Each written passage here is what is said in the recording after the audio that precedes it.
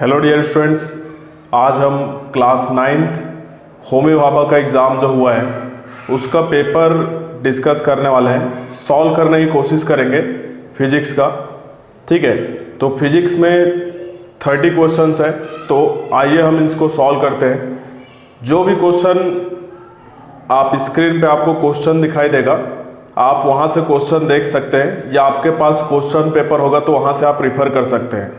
तो one by one हम एक एक क्वेश्चन का सॉल्यूशन देखते हैं। ठीक है, तो जो पहला क्वेश्चन है उसको मैं रीड कर रहा हूँ, उसके बाद में हम सॉल्व करके देखेंगे उसका आंसर क्या आता है। ठीक है, तो पहला क्वेश्चन कुछ इस तरीके से दिया हुआ है कि हमें एक सेमी सर्कुलर पाथ दिया गया है ना।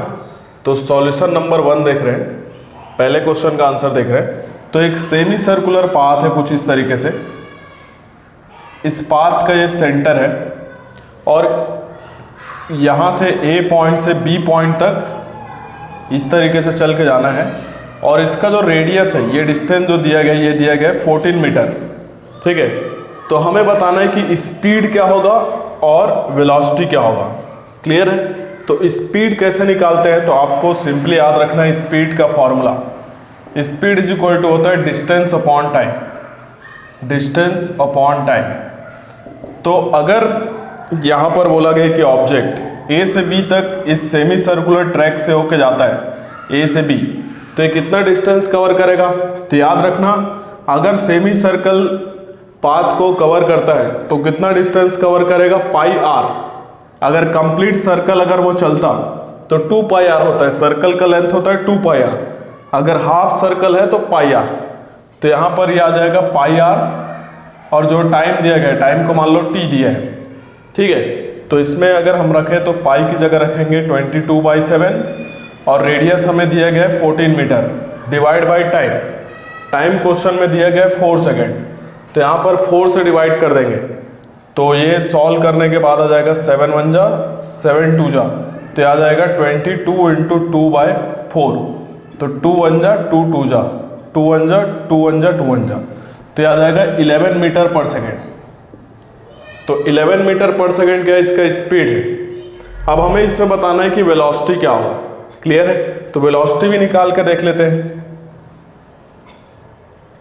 तो वेलोसिटी का फॉर्मूला होता है displacement upon time. Velocity is equal to displacement upon time. तो डिस्प्लेसमेंट क्या होता है, A पोजीशन से B पोजीशन तक का शॉर्टेस्ट डिस्टेंस होगा। तो शॉर्टेस्ट डिस्टेंस हमें कैसे मिलेगा, ये जो सीधा सीधा जो लाइन है, तो यहाँ पर ये सीधा लाइन किसको रिप्रेजेंट कर रहा है, डायमीटर को। तो ये 14 है और ये भी 14 मीटर ही होगा, तो इसका डायमीटर क्या होगा, 2r के बराबर होगा। तो 2r मतलब कि कितना हो जाएगा, 14 इंटू 2। तो इसको ऐसे लिख लो, 2r डिवाइड बाई t। तो 2 इंटू r की जगह हमारा आ जाएगा 14 और t की जगह आ जाएगा 4। तो इसको सॉल्व करेंगे तो 2 1 जा 2, 2 2 जा 2, 2 1 जा 2 7 जा, यह आ जाएगा 7 मीटर पर सेकेंड। तो यहाँ पर ऑप्शन नंबर D करेक्ट है, जिसमें दिया गया 11 मीटर पर सेकेंड स्पीड और 7 मीटर पर सेकेंड वेलोसिटी। तो ये आपका स्पीड हो गया और ये वेलोसिटी हो गया। बहुत ही आसान क्वेश्चन है। ठीक है, जब हम लोग काइनेमेटिक्स पढ़ते हैं, डिस्टेंस और डिस्प्लेसमेंट जब सिखाते हैं, तो इस तरह का क्वेश्चन हम लोग कराते हैं। ठीक है, तो ये बहुत ही आसान क्वेश्चन था। अब देखते हैं इसके बाद में सेकंड क्वेश्चन। सेकंड क्वेश्चन आपको स्क्रीन में विजिबल होगा। ठीक है, तो सेकंड क्वेश्चन में क्या बोला गया है, एक कॉनकेव मिरर है। कैसा मिरर है, कॉनकेव मिरर। तो सॉल्यूशन 2 देख रहे हैं। कॉनकेव मिरर कुछ इस तरीके से होता है।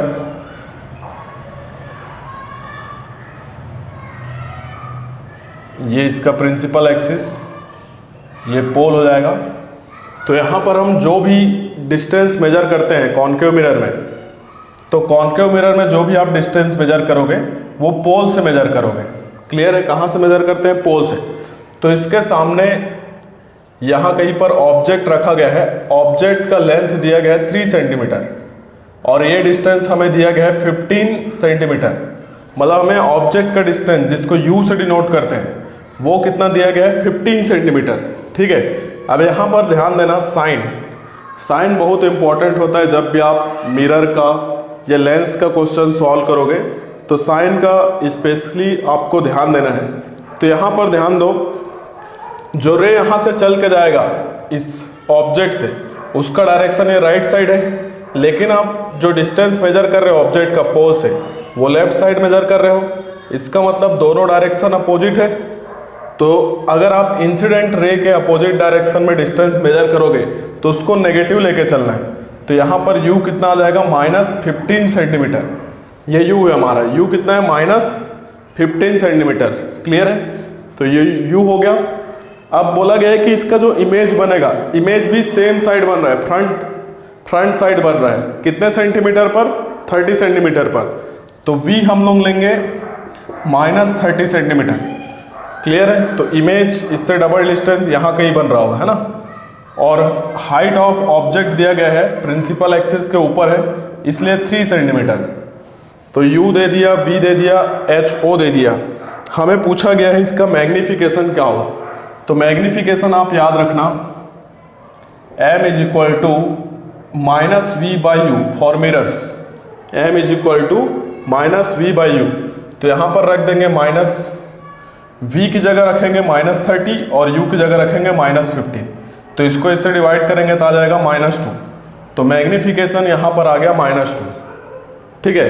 मैग्नीफिकेशन का एक और फॉर्मूला होता है height of image upon height of object. अगर इसमें रखते हैं m, तो height of image by height of object है 3 और m की जगह -2, तो हाइट ऑफ इमेज मिलेगा -6 सेंटीमीटर। ठीक है। इसका मतलब इमेज जो बन रहा है यहाँ कहीं पर, ये ऐसे 6 सेंटीमीटर का बन रहा होगा नीचे की साइड। ठीक है। और इसका डिस्टेंस कितना है पोल से? 30 सेंटीमीटर। तो ये जो इमेज बन रहा है आपका इन्वर्टेड बन रहा है, और ये इमेज कैसा होगा? रियल इमेज होगा। तो इसका ऑप्शन हो जाएगा ऑप्शन नंबर ए। ऑप्शन नंबर ए इसका आंसर हो जाएगा। क्या दिया गया? -2 रियल एंड इन्वर्टेड। तो ये इसका आंसर है। तो आई होप क्वेश्चन नंबर 2 भी आपको क्लियर होगा। क्वेश्चन नंबर 3 देखते हैं। क्वेश्चन नंबर 3 स्क्रीन में दिखाई दे रहा होगा। यहाँ पर पूछा गया है कि why PDF files are easy to view, print and handle. तो इसमें पहला ऑप्शन देखते हैं, PDF files can view in all OS मतलब ऑपरेटिंग सिस्टम। तो सही है, आप PDF फाइल को किसी भी ऑपरेटिंग सिस्टम में देख सकते हो। आपके पास अगर एंड्रॉयड फ़ोन है तो आप एंड्रॉयड फ़ोन में PDF को ओपन कर सकते हो। आपके पास iOS का ऑपरेटिंग सिस्टम है तो वहाँ भी आप ओपन कर सकते हो। ठीक है। तो पहला ऑप्शन तो सही है। दूसरा देखते हैं, PDF files can not be modified. आप मॉडिफाई नहीं कर सकते। ठीक है। PDF files take less space to store more information. सही है, बहुत कम साइज का होता है PDF, उसमें कई सारे पेजेस आ जाते हैं। तो इसका ऑप्शन हो जाएगा ऑल एबो। तो क्वेश्चन नंबर 3 का आंसर हो जाएगा डी। ठीक है। अब देखते हैं क्वेश्चन नंबर 4। क्वेश्चन नंबर 4 में क्या बोला गया है? Related to our galaxy select the alternative of correct pair. ठीक है। तो इसको देखना है हमें। तो ये है आंसर 4, आंसर 4 है ना।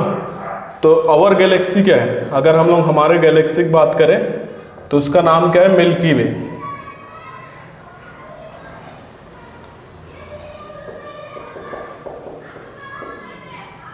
ठीक है।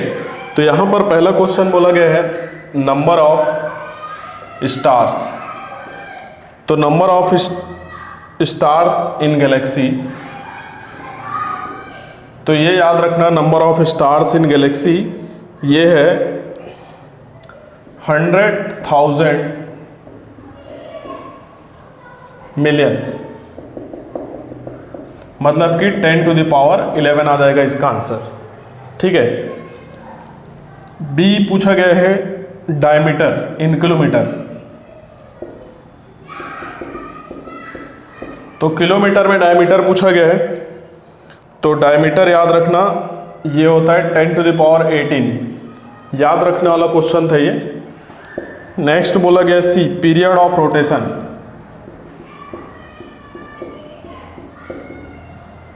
तो पीरियड ऑफ रोटेशन ईयर्स में पूछा गया है।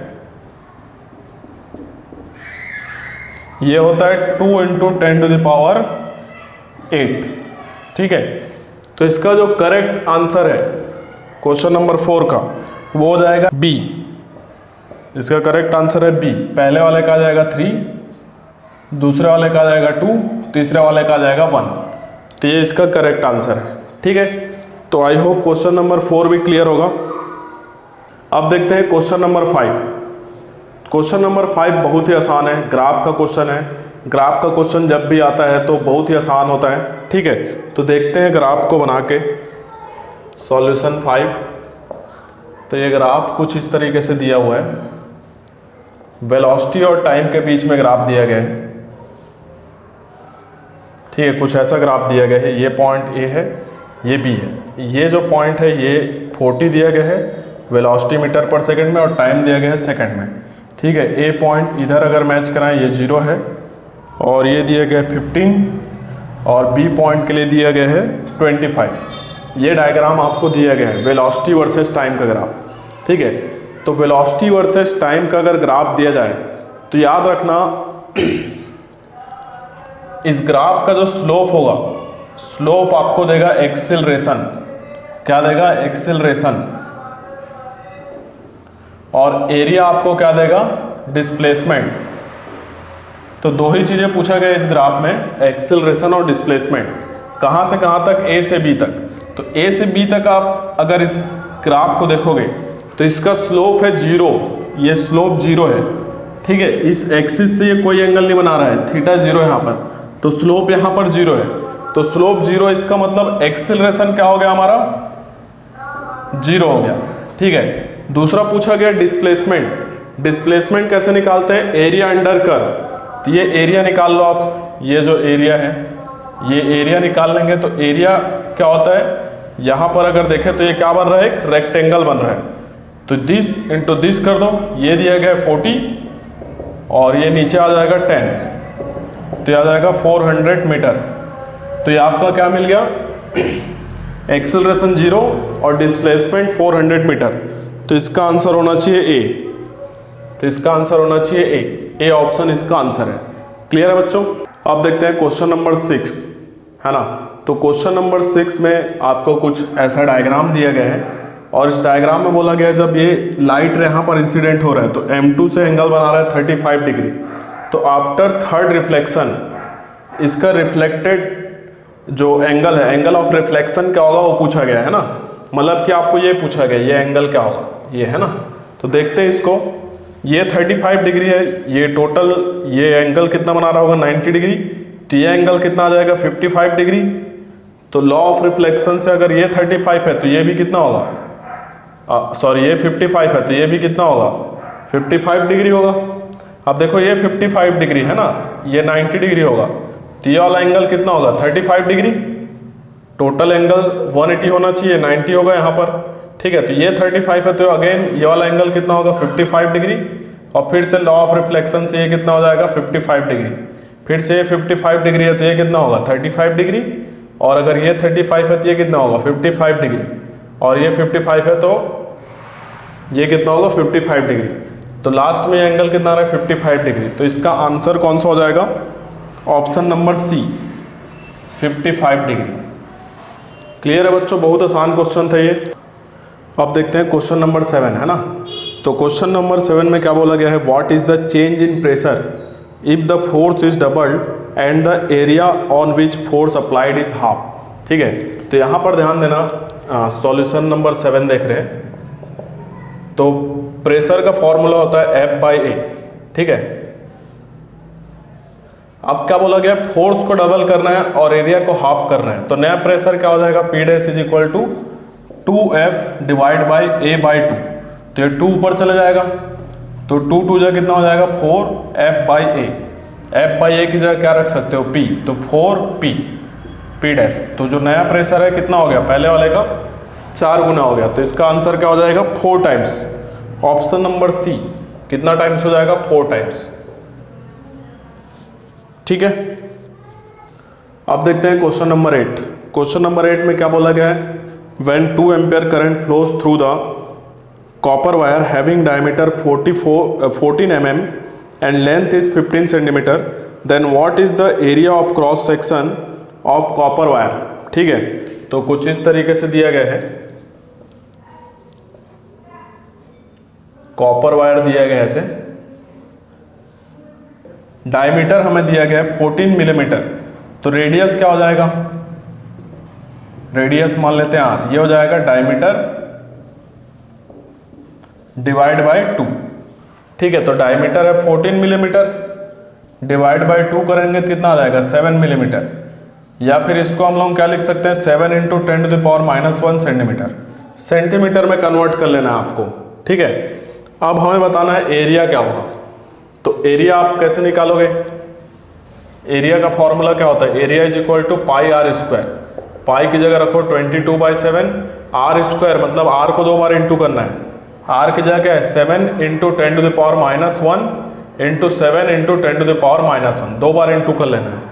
ठीक है, तो एक 7 से एक 7 कैंसल, एक 7 बच गया, तो 22 इंटू 7 इंटू 10⁻⁻2 लिख सकते हैं इसको, तो ये आ जाएगा 154 इंटू 10⁻⁻2, तो ये आ जाएगा 1.54 सेंटीमीटर स्क्वायर। तो इसका ऑप्शन हो जाएगा, इसका आंसर हो जाएगा ए। ठीक है, तो क्वेश्चन नंबर 8 भी बहुत आसान क्वेश्चन था। ठीक है, ज़्यादा दिमाग लगाने वाला क्वेश्चन नहीं था। क्लियर है। अब देखो क्वेश्चन नंबर 9। क्वेश्चन नंबर 9 में बोला गया है on which of the following blocks the magnetic needle will not work properly. तो इसमें देखो यहाँ पर निकल है, रबर है, कोबाल्ट है, वुड, ये 4 ऑप्शन दिए गए हैं। तो मैग्नेटिक निडल अगर आप निकिल और कोबाल्ट पर रखते हो है ना, तो वो इफेक्ट करेगा, क्योंकि ये मैग्नेटिक मटेरियल है। आपको निडल को, मैग्नेटिक निडल को ऐसे सब्सटेंस में रखना है जो इफेक्ट ना करे, अफेक्ट ना करे। ठीक है, तो इसका आंसर हो जाएगा जो विल नॉट वर्क प्रॉपरली, तो निकिल और कोबाल्ट। ठीक है, तो ऑप्शन नंबर ए हो जाएगा इसका। ठीक है, अब इसके बाद में देखते हैं क्वेश्चन नंबर 10। तो क्वेश्चन नंबर 10 में क्या बोला गया है कि एक स्टार है जो कि 15 नवंबर को 8:20 में हमें दिखाई देता है, और हमें बताना है कि 26 नवंबर को कितने बजे दिखाई देगा। ठीक है, तो हम अगर देखें यहाँ पर तो 15 नवंबर 2022 को ये स्टार कितने बजे दिखाई दे रहा है, 8:20 पे, है ना। तो हमें बताना 26 नवंबर जिस दिन एग्ज़ाम था 2022 को कितने बजे दिखाई देगा। ठीक है, तो याद रखना, मान लो ये 15 तारीख को 8:20 पे दिखाई दे रहा था, तो अगले दिन ये 4 मिनट पहले दिखाई देगा, फिर अगले दिन उसके 4 मिनट पहले। ठीक है, तो अगर हम डिफरेंस देखें 15 से 26 नवंबर का, तो ये डिफरेंस है 11 दिन का। तो एक एक दिन में 4-4 मिनट का अगर डिफरेंस लेकर चले तो 11 दिन में कितने मिनट का डिफरेंस हो जाएगा, तो 11 इंटू 4 44 मिनट। तो 15 नवंबर को 8:20 PM को दिखा रहा था, तो 26 नवंबर 2022 को 44 मिनट पहले दिखाई देगा। तो 8:20 का 44 मिनट मतलब कि 7:36 PM, 7:36 PM। क्लियर है, तो इसका आंसर है बी। बी आंसर है इसका, क्वेश्चन नंबर 10 का। सॉल्यूशन नंबर 10 देख रहे हैं, तो इसका आंसर है बी। ठीक है, क्लियर है बच्चों, बहुत ही आसान पेपर है। आई होप आपको समझ में आ रहा होगा। क्वेश्चन नंबर 11 बोला गया है कि 2 पैरेलल वायर हैं, करंट कैरिंग वायर है, जिनमें अपोजिट डायरेक्शन में करंट फ्लो हो रहा है। तो ऐसे 2 वायर हैं जिनको पास पास रखा गया है, तो एक में करंट सपोज ऊपर जा रहा है, तो दूसरे वाले में करंट उसके अपोजिट डायरेक्शन में आ रहा होगा, है ना। तो हमें बताना है कि इन दोनों वायर के बीच अट्रैक्शन होगा कि रिपल्सन होगा। तो ये क्वेश्चन बहुत ही सिंपल क्वेश्चन है। अगर मैं इसका डायरेक्ट आंसर बताऊं तो ये दोनों रिपेल करेंगे, और कैसे रिपेल करेंगे उसको थोड़ा समझते हैं हम लोग। ठीक है, इसका आंसर जो है वो है सी है ना, दे रिपेल ईच अदर। तो मान लो पहले वाले वायर में करंट है I1 और दूसरे वाले में है I2। ठीक है, तो करंट कैरिंग वायर क्या करता है, अपने चारों तरफ मैग्नेटिक फील्ड प्रोड्यूस करता है।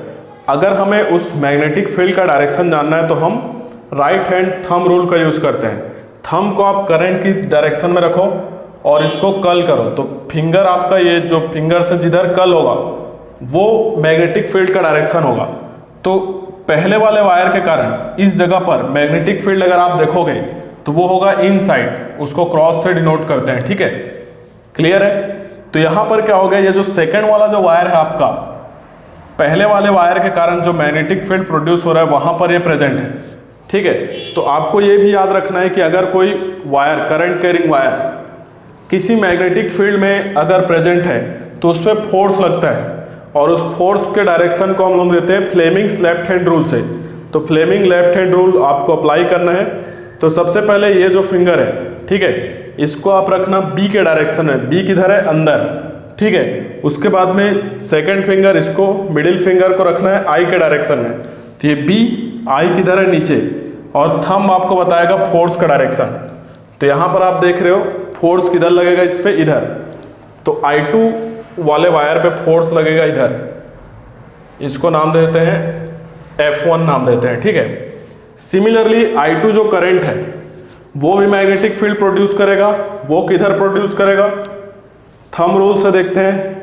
करंट का डायरेक्शन में थंब रखो और इसको करो राइट हैंड को, तो ये किधर बता रहा है, इनसाइड। तो यहाँ पर किधर आ रहा है, इनसाइड।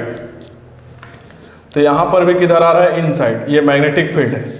अब ये वाला वायर भी कहाँ पर प्रेजेंट है, मैग्नेटिक फील्ड में, तो इस पर भी फोर्स लगेगा।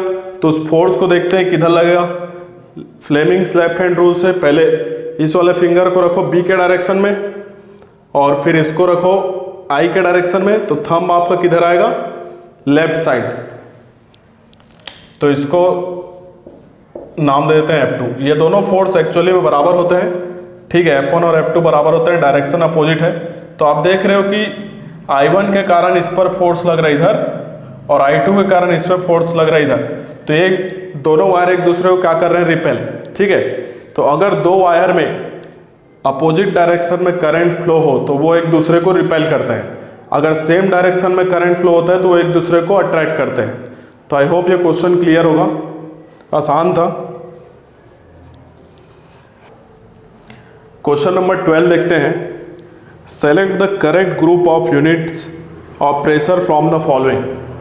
तो पहला दिया गया है पास्कल, दूसरा दिया गया है न्यूटन पर मीटर स्क्वायर, तीसरा दिया गया है डाइन पर सेंटीमीटर स्क्वायर, और चौथा दिया गया है बार। तो ये चारों ही प्रेशर के यूनिट है, तो इसका आंसर है डी, PQRS। चारों ऑप्शन सही हैं, क्लियर है, बहुत आसान क्वेश्चन था, क्लियर है बच्चों। अब देखते हैं क्वेश्चन नंबर 13। क्वेश्चन नंबर 13 में बोला गया है if you supply 50 calorie heat to 10 gram of ice cold water, what will be its temperature, ठीक है। तो आइस कोल्ड वाटर हमें क्या दिया गया है, ice cold water. Ice cold water मतलब very cold water, very cold water मतलब लगभग इसका टेम्परेचर कितना है, 0 डिग्री सेल्सियस, ठीक है। तो हमें इसको कितना हीट प्रोवाइड करना है, 50 कैलोरी। आपको हीट का फॉर्मूला याद होना चाहिए, H = ms डेल्टा T, ठीक है। ये फॉर्मूला बहुत इंपॉर्टेंट है, और इस फॉर्मूला पर होमी भाभा में हर साल एक क्वेश्चन लगभग आता ही है, ठीक है। तो ये क्या होता है, हीट जो आप दे रहे हो ये एब्जॉर्ब करेगा या रिलीज करेगा, ये है मास, एस को बोलते हैं स्पेसिफिक हीट कैपेसिटी, और ये होता है चेंज इन टेम्परेचर। तो मान लो पहले इसका टेम्परेचर था 0 डिग्री सेल्सियस, बाद में इसका टेम्परेचर कितना होगा वो हमें बताना है, ठीक है। तो बाद में इसका टेम्परेचर मान लेते हैं T हो गया। हीट हमें दिया गया है 50 कैलोरी, ठीक है। मास दिया गया है 10 ग्राम, स्पेसिफिक हीट कैपेसिटी कितना होता है, 1 कैलोरी, ठीक है। किस केस में, अगर हम कैलोरी में अगर हीट को रख रहे हैं तो स्पेसिफिक हीट कैपेसिटी को भी कैलोरी में रखना पड़ेगा। तो इसकी जगह आ जाएगा 1। चेंज इन टेम्परेचर को क्या लिखेंगे, T-0। तो एक 0 से एक 0 कैंसिल, ये आएगा 5 = T-0 आ जाएगा T। तो टेम्परेचर हो जाएगा 5 डिग्री सेल्सियस। तो इसका करेक्ट आंसर है क्वेश्चन नंबर 13 का बी, 5 डिग्री सेल्सियस। क्लियर है बच्चों। अगर आपको समझ में आ रहा है चीज़ें तो आप इस चैनल को सब्सक्राइब कीजिए, वीडियो को लाइक कीजिए और ज़्यादा से ज़्यादा शेयर कीजिए, ताकि जो बच्चे तैयारी कर रहे हैं, जिन्होंने एग्ज़ाम दिया है, वो आप आके यहाँ पे चेक कर सकें। क्लियर है। अब देखते हैं क्वेश्चन नंबर 14। क्वेश्चन नंबर 14 फिर से आसान क्वेश्चन है, ठीक है। तो इसमें मैं डायरेक्ट आंसर बता देता हूँ, है ना। तो इसका आंसर है बी, ठीक है। तो पी जो है, पी क्या होगा हमारा, ह्यूमिडिटी। ह्यूमिडिटी को हम लोग मेजर करते हैं हाइग्रोमीटर से। क्यू की जगह आपका होगा विंड स्पीड, जिसको मेजर करते हैं एनीमोमीटर से, ठीक है। उसके बाद में क्यू, आर टेम्परेचर है ना, टेम्परेचर को किससे मेजर करते हैं, थर्मोमीटर से।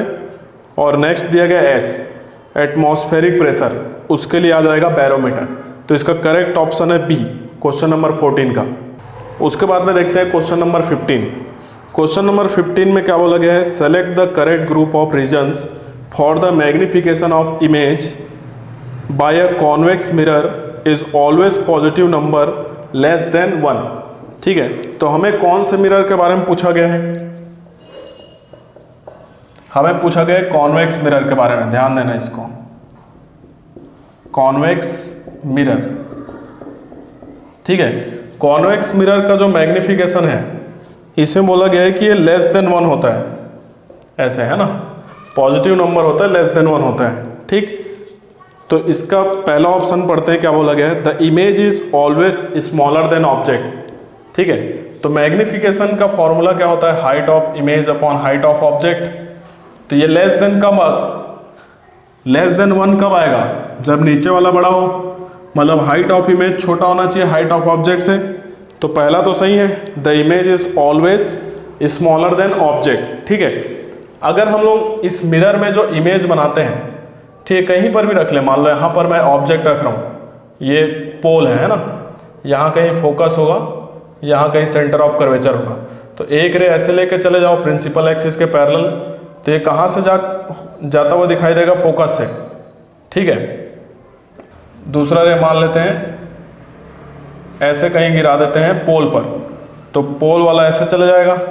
तो इन दोनों को पीछे मिलाने पर इमेज यहाँ कहीं बनता है, ठीक है। तो ये इमेज देखो कैसे है, छोटा है ऑब्जेक्ट से, इरेक्ट है, ठीक है। और कैसा इमेज है, वर्चुअल इमेज है। तो सेकंड ऑप्शन अगर देखें, the image is inverted, inverted नहीं होता है, इरेक्ट होता है, ठीक है। थर्ड ऑप्शन दिया गया, the image is virtual, virtual होता है, सही है।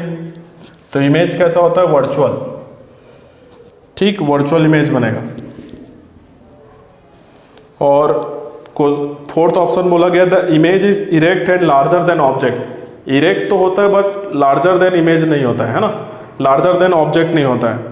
तो इसको ऑप्शन हो जाएगा ए हो जाएगा फर्स्ट एंड थर्ड, पहला और तीसरा हो जाएगा इसका आंसर। क्लियर है, बहुत आसान क्वेश्चन था ये।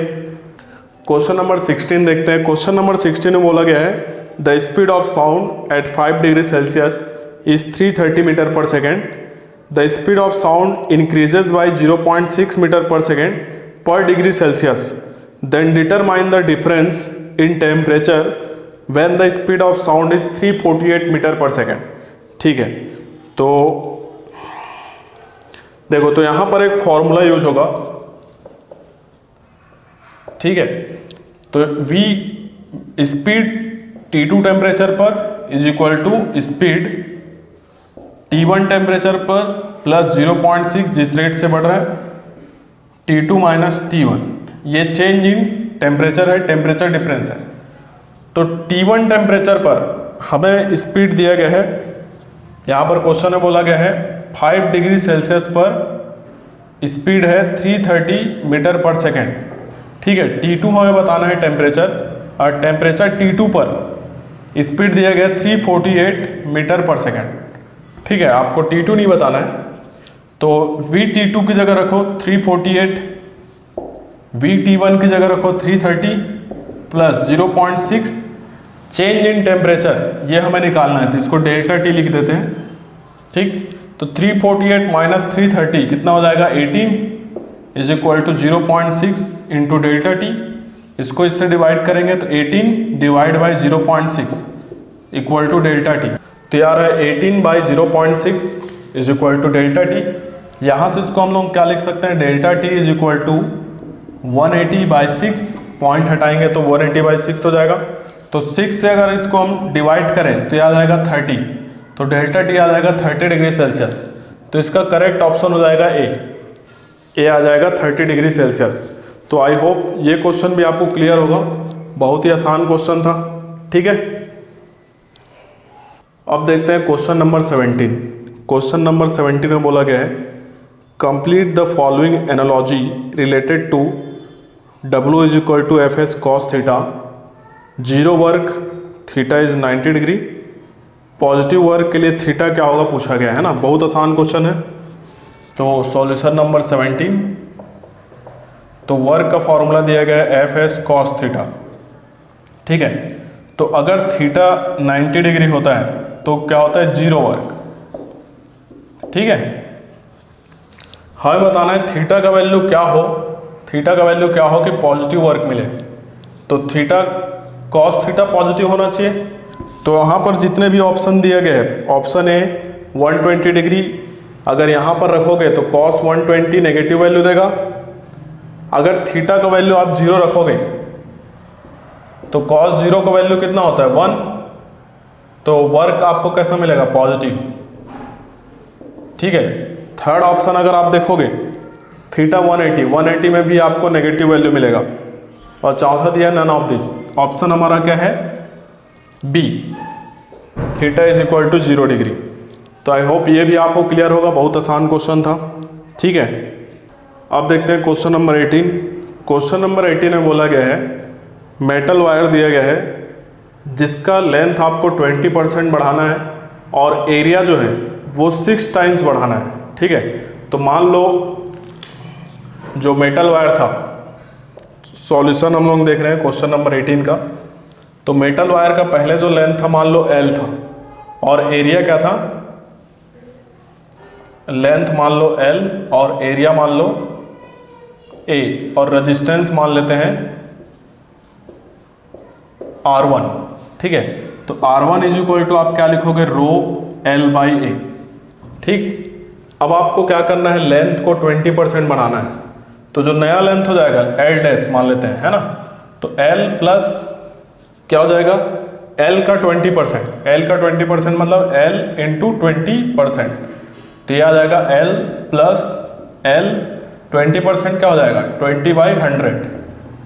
ठीक है, तो L प्लस ये हो जाएगा 0.2L, तो ये आ जाएगा 1.2L, है ना, ये नया लेंथ हो जाएगा। जो एरिया है, एरिया मान लो A डैश को क्या करना है, पहले वाले एरिया का 6 टाइम करना है, तो 6A हो जाएगा। क्लियर है। तो जो नया रेजिस्टेंस है, नया रेजिस्टेंस को यहाँ पर लेना है R2। तो R2 इज इक्वल टू आप क्या लिखोगे, R2 इज इक्वल टू आप क्या लिखोगे, रो L dash by A dash. ठीक है, तो ये कितना आ जाएगा, रो L डैश की जगह 1.2L और एरिया की जगह 6 टाइम्स ऑफ A। ठीक, तो यहां पर अगर आप ध्यान दो, इसको हम क्या लिख सकते हैं, और इधर लिख रहा हूं मैं R2 इज इक्वल टू रो 1.2/6 को पहले लिख लो, रो L बाई A 1.2/6, ये कितना हो जाएगा 0.2, है ना। रो L बाई A की जगह लिख सकते हैं R1, तो R2 is equal to 0.2 R1। 0.2 को हम लोग लिख सकते हैं 1/5 R1, तो 5 का इंटू अगर इधर कर दे तो 5 R2 is equal to R1, तो R1 इक्वल टू मिलेगा 5 टाइम्स ऑफ R2। तो ये ऑप्शन हमें दिख रहा है ए पर, option number A, R1 is equal to 5 times of R2। तो ये बहुत ही आसान क्वेश्चन था, क्वेश्चन नंबर 18। क्लियर है। ठीक है, अब क्वेश्चन नंबर 19 जो है, इसमें 2 स्टेटमेंट दिया गया है। तो पहला स्टेटमेंट बोलता है कि the value of acceleration due to the gravity of earth does not depend upon the mass of the body. तो ये स्टेटमेंट सही है। ठीक है, दूसरा स्टेटमेंट बोला गया है acceleration due to the gravity is constant physical quantity. तो ये स्टेटमेंट गलत है ना। एक्सेलरेशन ड्यू टू ग्रेविटी, अगर आप ऊपर जाते हो किसी हाइट पर या नीचे जाते हो डेप्थ पर तो वो चेंज होता है। ठीक, तो इसका ऑप्शन हो जाएगा C, statement 1 is true and statement 2 is false. Clear है। अब देखते हैं क्वेश्चन नंबर 20। क्वेश्चन नंबर 20 में बोला गया है कि जो वेलोसिटी ऑफ साउंड वेव है इन गैसियस मीडियम, कौन से फैक्टर जो है इसको अफेक्ट नहीं करता है। तो इसका आंसर है pressure of the gas, option number C, pressure of the gas. ठीक है, प्रेशर इसको अफेक्ट नहीं करता है। तो I hope question number 20 clear है। अब देखते हैं क्वेश्चन नंबर 21। क्वेश्चन नंबर 21 में क्या बोला गया है, दो बॉल्स है जिसका मास दिया गया है m1 और m2 और उनका वेलोसिटी भी दिया गया है v1 और v2, दोनों का काइनेटिक एनर्जी सेम है और बोला गया है कि m1 जो है 4 टाइम्स है m2 के। तो हमें v1 और v2 में रिलेशन बताना है। ठीक है, तो क्वेश्चन नंबर 21 का सॉल्यूशन देख रहे हैं। तो यहाँ पर दो बॉल है, मान लो ये पहला बॉल जिसका मास m1 और दूसरा बॉल है जिसका मास है m2। इसका स्पीड है v1 और इस वाले का स्पीड है v2। ठीक है, दोनों का काइनेटिक एनर्जी आप अगर लिखना चाहो, है ना, तो kinetic energy k1 is equal to k2 लिख सकते हो। k1 क्या लिखोगे, हाफ m1 v1 का स्क्वायर, और k2 क्या लिखोगे, हाफ m2 v2 का स्क्वायर। हाफ हाफ दोनों साइड से कैंसिल हो जाएगा, तो क्या बचेगा, m1 v1 का square is equal to m2 v2 का स्क्वायर। ठीक है, अब क्वेश्चन में गिवन है, क्या गिवन है, m1 जो है वो 4 टाइम्स है m2 के, तो m1 की जगह रख दो 4 m2 v1 का square is equal to m2 v2 का स्क्वायर। तो m2 से m2 कैंसल, तो क्या आ जाएगा, ये 4 v1 का square is equal to v2 का स्क्वायर। ये आ गया। अब यहाँ पर क्या करो, दोनों साइड अंडर रूट ले लो। अंडर रूट लेंगे अगर दोनों साइड, तो इधर क्या आ जाएगा, अंडर रूट 4 v1 का square is equal to under root v2 का स्क्वायर। क्लियर है, यहाँ तक दिख रहा है क्या? ठीक है, तो ये क्या हो जाएगा, 4 से 2 बाहर आ जाएगा रूट से, तो क्या मिलेगा, 2 v1 स्क्वायर से v1 बाहर आ जाएगा, तो v1 is equal to v2 square से v2 बाहर आ जाएगा। तो यहाँ से आप देख पा रहे हो v1 इज इक्वल टू क्या है, 1/2 v2। तो ये कौन सा रिलेशन है, C, तो इसका आंसर है C। तो 21 का आंसर है C। अब देखते हैं क्वेश्चन नंबर 22। तो क्वेश्चन नंबर 22 में आपको कुछ इस तरीके से डायग्राम दिया गया है। अगर आप देखोगे क्वेश्चन नंबर 22 में, यहाँ पर 3 डिफरेंट ब्लॉक है जिनका नाम दिया गया है P, Q, R। ठीक है, और क्वेश्चन में बोला गया है कि तीनों का जो वॉल्यूम है वो सेम है। ठीक है, तो आपको बताना है कि ऑप्शन में से कौन सा ऑप्शन सही है। ठीक, तो पहला वाला अगर आप देखोगे, पहला वाला जो P ब्लॉक है, ये ब्लॉक क्या है, सिंक है, सिंक कर रहा है ना। तो पहला ब्लॉक क्या है, सिंक कर रहा है। P ब्लॉक क्या है, सिंक। तो सिंक कब होता है, याद रखना, कोई भी ब्लॉक जब यहाँ पर रखेंगे तो सिंक कब होता है, जब ग्रेविटेशनल फोर्स, उस पर लगने वाला ग्रेविटेशनल फोर्स ज़्यादा हो बायंड फोर्स से। ठीक है, तो यहाँ पर हम बोल सकते हैं कि F bind is less than F gravitational force. अगर ग्रेविटेशनल फोर्स ज़्यादा होता है तो सिंक कर जाता है। ठीक है, तो P के लिए क्या हो जाएगा, FB less than FG। Clear है। सेकेंड वाला जो ब्लॉक है Q, ये फ्लोट कर रहा है, तो Q जो है वो क्या कर रहा है, फ्लोट। तो फ्लोट कब करता है, जब बायंड फोर्स ज़्यादा हो ग्रेविटेशनल फोर्स से, मतलब यहाँ पर FB ग्रेटर देन हो FG से। अगर ये कंडीशन है तो वो फ्लोट करेगा। ठीक है, थर्ड ये बीच में कहीं पर है। ठीक है, तो R वाला जो है, R वाला क्या है, किसी गहराई में जाके, किसी डेप्थ में सस्पेंड कर रहा है ना। तो यहाँ पर एक है रिमेन सस्पेंडेड एट डेप्थ। तो इसके लिए कंडीशन होता है कि FB इक्वल टू हो जाए FG के, बायंड फोर्स बराबर हो ग्रेविटेशनल फोर्स के। तो ये तीनों ऑप्शन आपको दिख रहा है ऑप्शन नंबर C में। तो करेक्ट ऑप्शन क्या हो जाएगा इसका, C। P के लिए क्या हो जाएगा, FB less than FG। Q के लिए क्या हो जाएगा, FB ग्रेटर देन FG। और R के लिए क्या हो जाएगा, FB इक्वल टू FG। तो इसका आंसर है option number C। I hope clear होगा, बहुत ही आसान है। अब देखते हैं क्वेश्चन नंबर 23। क्वेश्चन नंबर 23 में बोला गया है कि दो ऑब्जेक्ट्स हैं जिनके मास का रेशियो दिया गया है। ठीक है, 3:4, और उनके वेलोसिटी का भी रेशियो दिया गया है 2:3। हमें बताना है उसके काइनेटिक एनर्जी का रेशियो क्या होगा। क्लियर है? तो देखते हैं सॉल्यूशन नंबर 23। यहाँ पर हमें क्या दिया गया, मास का रेशियो। मान लो पहले वाले ऑब्जेक्ट का मास है m1 और दूसरे वाले का मास है m2, तो इसका रेशियो दिया गया है 3:4। और हमें क्या दिया गया है, वेलोसिटी का रेशियो v1:v2, ये हमें दिया गया है 2:3। तो काइनेटिक एनर्जी का रेशियो बताना है। तो काइनेटिक एनर्जी का रेशियो हम क्या लिखेंगे, मान लो K1:K2 लिखते हैं, तो पहले वाले का काइनेटिक एनर्जी क्या लिखेंगे, हाफ m1v1 का square divide by half m2v2 का स्क्वायर। तो हाफ और हाफ कैंसिल हो जाएगा, तो K1/K2 हमें क्या मिलेगा, m1/m2 इंटू v1/v2 का होल स्क्वायर, मतलब v1 का स्क्वायर बाई v2 का स्क्वायर, उसको हम ऐसे लिख सकते हैं v1/v2 का होल स्क्वायर। तो K1/K2 m1/m2 की जगह क्या रख सकते हैं हम लोग, 3/4, और v1/v2 की जगह क्या रख सकते हैं, 2/3। तो 2/3 का स्क्वायर, तो यह आ जाएगा 3/4 इंटू 2 का स्क्वायर 4 और 3 का स्क्वायर 9। तो 4 से 4 कैंसिल, 3 1 जा 3 3 जा, तो यह आ जाएगा 1/3।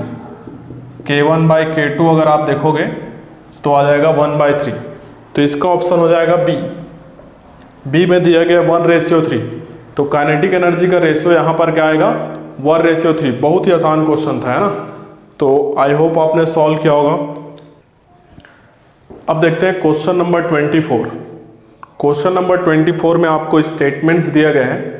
हमको बताना है कि इनमें से कौन कौन सा स्टेटमेंट सही है कॉन्वेक्स मिरर के बारे में। तो पहला स्टेटमेंट दिया गया है, the image is always virtual. तो कॉन्वेक्स मिरर में वर्चुअल इमेज बनता है, पहले मैं लिख देता हूँ या फिर बता देता हूँ आपको। सॉल्यूशन नंबर 24, कॉन्वेक्स मिरर कुछ इस तरीके से होता है।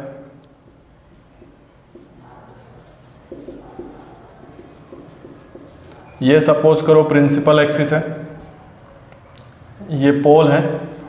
अगर मैं यहाँ पर कहीं पर भी एक ऑब्जेक्ट रख रहा हूँ, है ना, इसका इमेज कैसे बनेगा, यहाँ कहीं सपोज फोकस है और ये सेंटर ऑफ कर्वेचर। तो एक रे सपोज आप प्रिंसिपल एक्सिस के पैरेलल लेके जा रहे हो, तो प्रिंसिपल एक्सिस के पैरेलल जाने वाला रे कुछ इस तरीके से रिफ्लेक्ट होगा कि इसको आप पीछे मिलाओगे तो फोकस से जाता हुआ दिखेगा। ठीक है, दूसरा रे आप पोल पर डाल दो, तो ये जितना एंगल बनाएगा प्रिंसिपल एक्सिस से उतना ही एंगल बनाते हुए रिफ्लेक्ट हो जाता है। तो इसको पीछे बढ़ाएंगे तो यहाँ कहीं पर इसका इमेज बनेगा।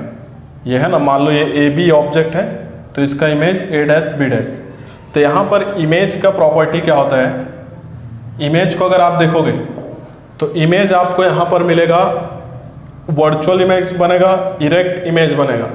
ठीक है, तो यहाँ पर जो इमेज बनता है वो होता है वर्चुअल और होता है इरेक्ट। ठीक है, और क्या होता है, ऑब्जेक्ट के साइज से छोटा होता है, तो इसको हम लोग बोलते हैं डिमिनिश्ड। इसका जो मैग्निफिकेशन होता है, जिसको मॉड m से डिनोट करते हैं, वो होता है <1। और ये पॉजिटिव भी होता है ना, m क्या होता है, पॉजिटिव, क्योंकि दोनों ही प्रिंसिपल एक्सिस के ऊपर बन रहे हैं, तो m पॉजिटिव होगा। तो अब देखते हैं इसके बाद में पहला स्टेटमेंट दिया गया है, the image is always virtual. ये तो सही है। इन्वर्टेड नहीं होता है, इरेक्ट होता है, देख रहे हैं। तो पहला स्टेटमेंट तो गलत हो गया। दूसरा स्टेटमेंट देखते हैं क्या बोला गया है, the image is always virtual erect situated behind the mirror. सही बोला गया है, वर्चुअल होगा, इरेक्ट होगा और मिरर के पीछे बनेगा। क्लियर है।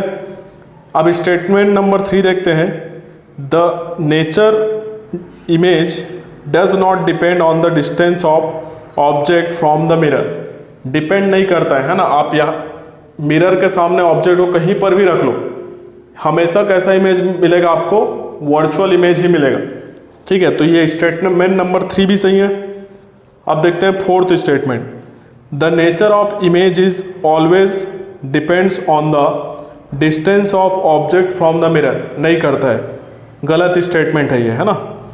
अब पांचवा देखते हैं, the image is always virtual smaller than object and erect. सही है, वर्चुअल होगा, स्मॉलर देन ऑब्जेक्ट होगा और कैसा होगा, इरेक्ट होगा। तो इसमें स्टेटमेंट नंबर 2, 3 और 5 से ही है, तो इसका करेक्ट ऑप्शन हो जाएगा सी। क्वेश्चन नंबर 24 का करेक्ट ऑप्शन है सी। तो आई होप ये भी आपको समझ में आया होगा, बहुत आसान क्वेश्चन था, दिमाग लगाने वाला क्वेश्चन नहीं था। अब देखते हैं क्वेश्चन नंबर 25। क्वेश्चन नंबर 25 में बोला गया है कि एक बॉय है जो कि 2000 जूल वर्क करता है 20 सेकंड में और सेम टाइम में 100 मीटर डिस्टेंस कवर करता है। तो हमें बताना है कि वेलोसिटी क्या होगा और फोर्स क्या होगा। क्लियर है? तो देखते हैं। तो बहुत ही आसान क्वेश्चन है, वर्क एनर्जी पावर का क्वेश्चन है। Solution number 25। तो हम लोग जानते हैं वर्क का फॉर्मूला क्या होता है, फोर्स इनटू डिस्प्लेसमेंट, है ना। सेम डायरेक्शन में है तो F.S लिख सकते हैं। वर्क हमें दिया गया है 2000 जूल, हमें फोर्स निकालना है, S दिया गया है 100 मीटर। तो ये डिवाइड करेंगे तो फोर्स मिल जाएगा 1 2 1 2, कितना आ जाएगा 20 न्यूटन। तो फोर्स मिल गया हमें 20 न्यूटन। ठीक है। अब दूसरा हमें बताना है कि वेलोसिटी क्या होगा। तो वेलोसिटी कैसे निकालेंगे, velocity is equal to distance upon time. Distance कितना दिया गया है 100 मीटर और टाइम बोला गया इसने 20 सेकेंड। तो 1 0 से 1 0, 2 1 जा 2 5 जा, तो आ जाएगा 5 मीटर पर सेकेंड V। तो वेलोसिटी है 5 मीटर पर सेकेंड और फोर्स है 20 न्यूटन। तो ये दिया गया है ऑप्शन नंबर सी पे। तो सी ऑप्शन हो जाएगा इसका, 5 मीटर पर सेकेंड वेलोसिटी और फोर्स है 20 न्यूटन। आई होप क्लियर है। अब देखते हैं क्वेश्चन नंबर 26। क्वेश्चन नंबर 26 में क्या बोला गया है, the work done by the machine 3/4 our is 540 joule, what is the power of the machine. हमें बताना है पावर। तो सबसे पहले देखो जो टाइम दिया गया है, टाइम हमें दिया गया है 3/4 ऑफ आवर। इसको ऐसे भी कर लो, 3/4 आवर की जगह 3600 सेकेंड। ठीक, सेकेंड में कन्वर्ट कर लेते हैं। तो 4 1 जा और ये 4 9 जा 00 पर आ जाएगा 9 3 जा 2700 सेकेंड। ये टाइम हो गया। वर्क हमें दिया गया है 540 जूल, हमें निकालना है पावर। तो power is equal to work upon time. Work ले लेंगे 540 और टाइम ले लेंगे 2700 सेकेंड। तो 1 0 से 1 0 कैंसल, 9 से डिवाइड कर देंगे, है ना। तो ये 9 3 जा 9 0 टाइम्स है ना, और ये आ जाएगा 9 6 जा, तो आ गया 6/30। अब इसको 3 से डिवाइड कर लो, 3 1 जा 3 0 बार में और ये 3 2 जा, तो आ जाएगा 2/10 विच इज इक्वल टू 0.2। तो इसका आंसर आ जाएगा 0.2 watt. Option number B, option number B आ जाएगा, है ना। बहुत सिंपल क्वेश्चन था, आई होप समझ में आया होगा। अब देखते हैं क्वेश्चन नंबर 27। तो क्वेश्चन नंबर 27 में आपको कुछ इस तरीके से डायग्राम दिया गया है। ठीक है, सेल है, ठीक है, यहाँ पर आपको निडल दिया गया है, कंपास दिया हुआ है। ठीक, तो इसमें स्टेटमेंट को पढ़ के हमें बताना है कौन सा स्टेटमेंट इनकरेक्ट है। ठीक है, इनकरेक्ट स्टेटमेंट बताना है। तो पहला स्टेटमेंट दिया गया, the battery is not connected properly in the circuit. ठीक है, तो ये तो सही है। इसे बोला गया the battery is not connected properly in the circuit. ठीक, दूसरा, when compass is kept near the circuit it will not show any deflection. तो यहाँ पर दिखाया गया है कोई डिफ्लेक्शन नहीं आ रहा है इसमें कंपास में। ठीक है, थर्ड दिया गया है the given circuit is incomplete because there is no source of electric energy. ये भी ठीक है। अब देखो, due to the battery in the circuit electric wire behaves as a magnet. तो ये वाला स्टेटमेंट हमारा क्या हो जाएगा, गलत हो जाएगा। तो इसका आंसर है D, correct, incorrect statement D. ठीक, अब देखते हैं क्वेश्चन नंबर 28। तो क्वेश्चन नंबर 28 में हमें मैच करना है, मैच द फॉलोइंग है। तो हमें इधर कुछ फिजिकल क्वांटिटी दिया गया है और हमें इधर उसका फॉर्मूला दिया गया है। तो हमें पेयरिंग बनाना है क्या होगा। ठीक है, तो पहला दिया गया काइनेटिक एनर्जी। काइनेटिक एनर्जी का फॉर्मूला क्या होगा, है ना।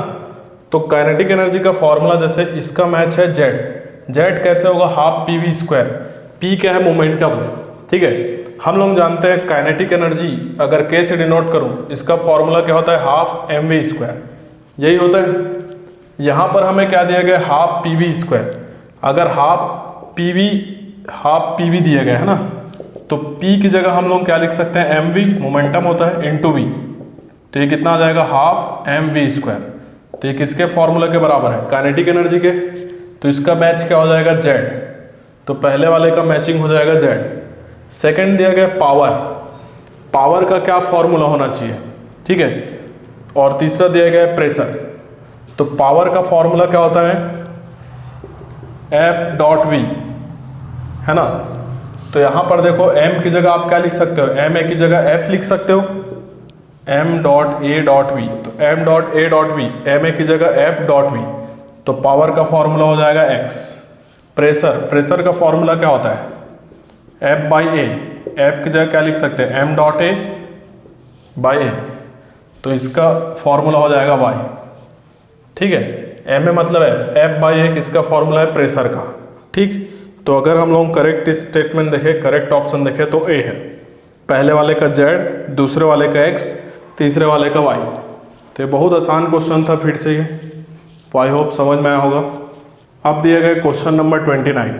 क्वेश्चन नंबर 29 क्या बोल रहा है, a body is suspended to a spring balance hanged in a satellite, the reading of the spring balance is W1 when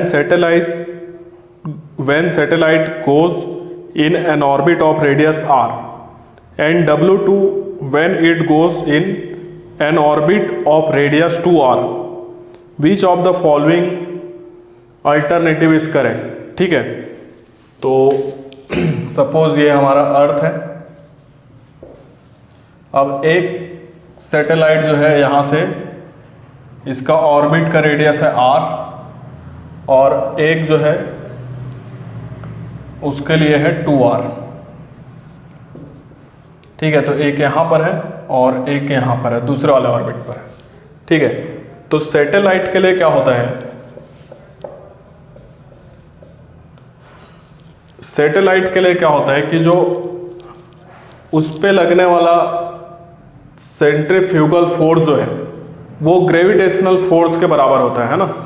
तो याद रखना, centrifugal force is equal to gravitational force, ये, ठीक।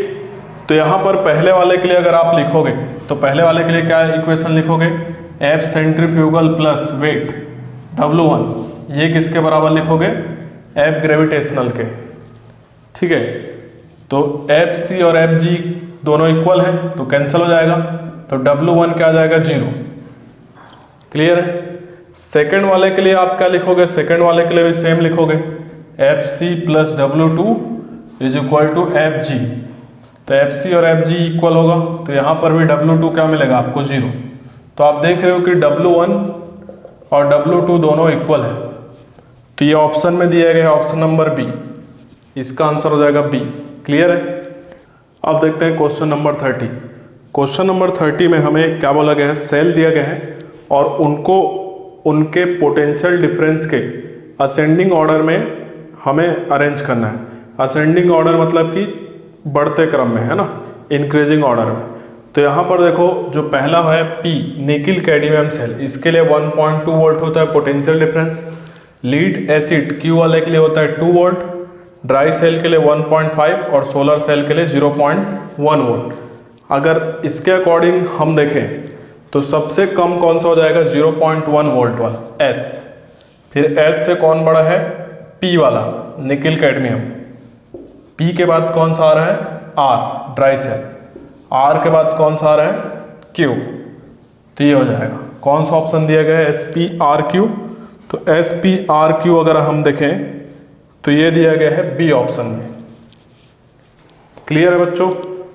आई होप आपको ये एक्सप्लेनेशन समझ में आया होगा। अगर आपको किसी क्वेश्चन में डाउट है, मैंने एक्सपेक्टेड आंसर यहाँ पे बताया है सॉल्व करके, ठीक है। अगर आपको किसी क्वेश्चन में डाउट है तो आप कमेंट कर सकते हैं, और इसी तरीके का कंटेंट इस चैनल में डलेगा, तो आप इस चैनल को सब्सक्राइब कर लीजिए और ज़्यादा से ज़्यादा लोगों तक पहुँचे उसके लिए आप शेयर कर दीजिए। ठीक है, तो आपके जो फ्रेंड्स हैं उनको भी पता चले कि क्या है इसका आंसर। तो थैंक यू सो मच।